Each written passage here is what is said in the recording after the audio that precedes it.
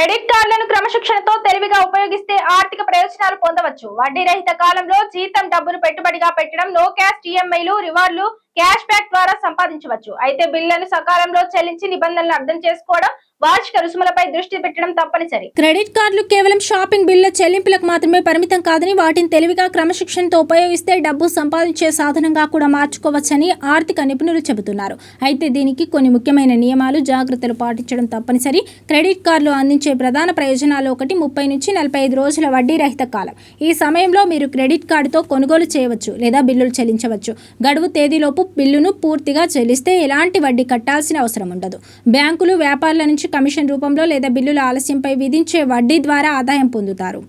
వడ్డీ రహిత కాలంలో పెట్టుబడి: మీకు జీతం వచ్చినప్పుడు ఇంటి సరుకులు, వాటర్ బిల్లు, మొబైల్ బిల్లులు, రెస్టారెంట్ బిల్లుల వంటి ఖర్చులను క్రెడిట్ కార్డుతో చెల్లించండి. దీంతో మీ జీతం డబ్బు 40 నుంచి 50 రోజుల పాటు మీ వద్దే ఉంటుంది.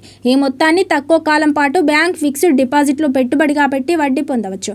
అయితే సురక్షితమైన పెట్టుబడి మార్గాలను ఎంచుకోవడం ముఖ్యం. షేర్ మార్కెట్ వంటి రిస్క్ ఉన్న మార్గాలకు దూరంగా ఉండాలి. నో కార్డ్ ఈఎంఐల ద్వారా లాభం: చాలా క్రెడిట్ కార్డ్ కంపెనీలు నో కాస్ట్ ఈఎంఐ ఆఫర్లను అందిస్తాయి. ఉదాహరణకు, మీరు ₹1,00,000 ల్యాప్టాప్ కొనాలనుకుంటే ఆ మొత్తాన్ని ఎఫ్డీలో ఉంచి నో కాస్ట్ ఈఎంఐ ద్వారా ల్యాప్టాప్ కొనుగోలు చేయవచ్చు. తద్వారా ఎఫ్డీపై వడ్డీ సంపాదించవచ్చు. అయితే కొన్ని బ్యాంకులు ప్రాసెసింగ్ ఛార్జీలు వసూలు చేయవచ్చు. కాబట్టి నిబంధనలు, షరతులు క్షుణ్ణంగా చదవాలి. ఈఎంఐలు సకాలంలో చెల్లించడం తప్పనిసరి. రివార్డు పాయింట్లు, క్యాష్ బ్యాక్: క్రెడిట్ కార్డు వినియోగంపై చాలా కంపెనీలు రివార్డు పాయింట్లు లేదా క్యాష్ బ్యాక్ అందిస్తాయి.